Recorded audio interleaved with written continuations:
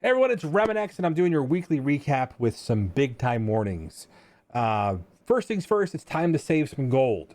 Emma Frost is back in the recurring milestones. So it looks like we're probably 99.44% sure that this is going to happen on Wednesday next week, where we're going to see the milestones refresh and start with Emma Frost. The reason why I'm saying that is we still have an active World Warrior milestone, and typically we've seen those go and expire, and then the new milestones launch. So stay tuned.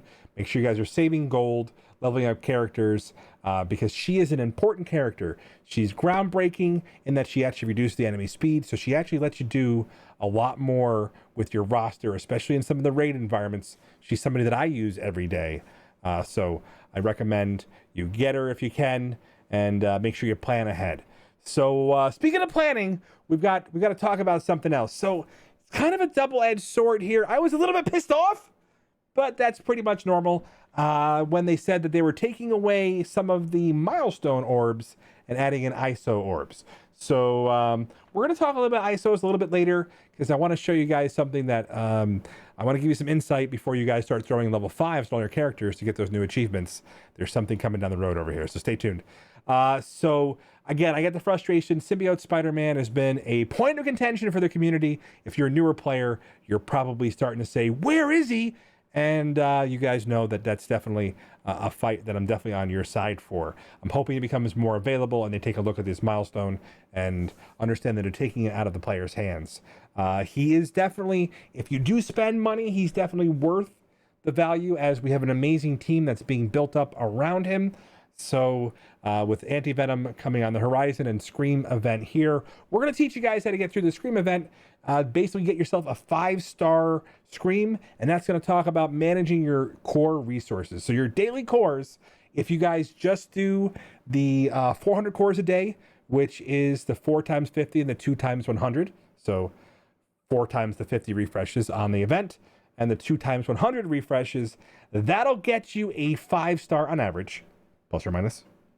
Individual results may vary.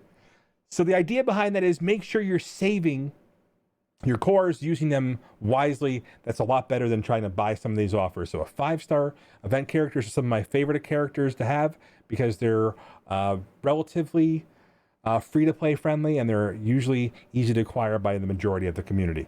I like these milestones, the event milestones, a lot better, or the event campaigns a lot better than I like some of the milestones coming up, because we know that's probably how they're going to release Anti-Venom. By the way, if you guys didn't know, you guys can go back in the event, and if you have Mr. Sinister, you guys might have seen Mobile Gamer's video, you can clone a Mr. Sinister in there and take Anti-Venom for a test drive. So take Mr. Sinister in there, you can clone Anti-Venom, and you can take Mr. Sinister for a test drive, or Anti-Venom for a test drive.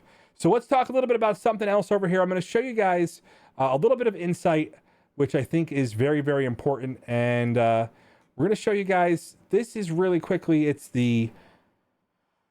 this is the 50 tier 1 level 5 ISO crystals. So if you guys might have seen, there's been some silver credits and cores. After level 25, it becomes, so equipping 10 characters with level 5 ISOs, this is your result. So not the result we necessarily were looking for. I think somebody was like, "Hey, make sure they get gold credits for that." You mean credits for gold orbs, or you mean credits for promotion credits? Yeah, and that's the result. It's pretty disappointing if you're spending that much effort to get there. So my recommendation with ISO is still build a wider roster. Maybe go and invest in some of your major characters. Again, we've got added priorities to the list. I'm going to show you guys the ISO list. We made some awesome updates based on your feedback in the community, because it is something that we want to make sure represents a lot of what the community is giving us and telling us. It is your list, by you, for you. We're inviting you guys to take and challenge us with questions, so you guys get a better understanding of it. You can stop by my channel here at Twitch.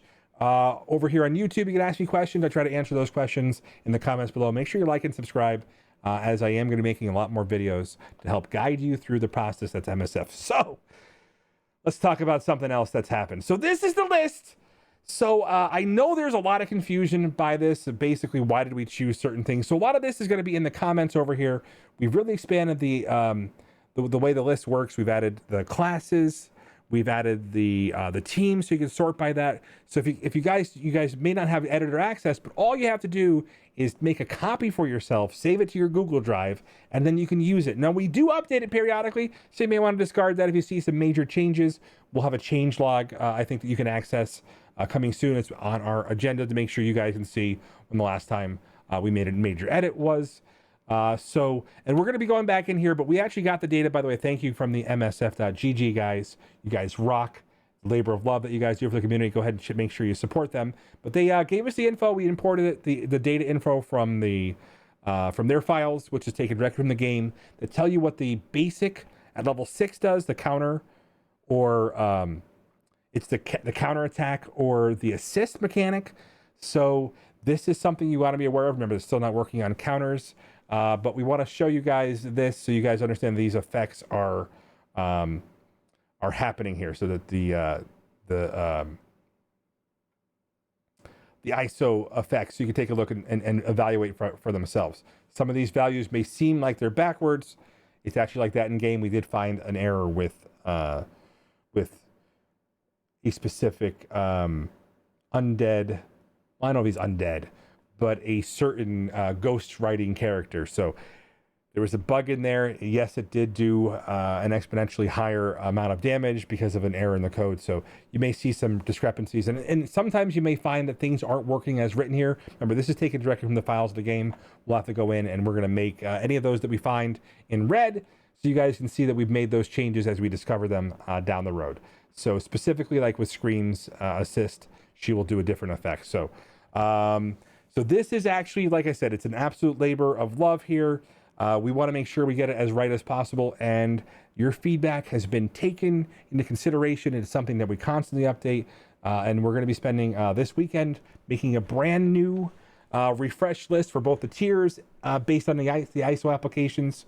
So they'll reflect ISO now, and basically go back in and dig into this here. So this is a one-stop shop that'll be in the comment in the video, so you guys can follow along with here, so you guys get some ideas over here. So one of the big things that I get asked a lot, and I want to thank Vrondius for this, is why have we basically have Raider on a lot of these categories? Remember, you do not need a striker on your team to do the damage. That 10% bonus that happens when they're vulnerable, so it used to be marked, so I have to correct myself, is going to stay there. There's nothing that, if you don't have anything that removes it, you're still doing 10% more damage. More importantly, when they announced the formula, we went back in, did the math.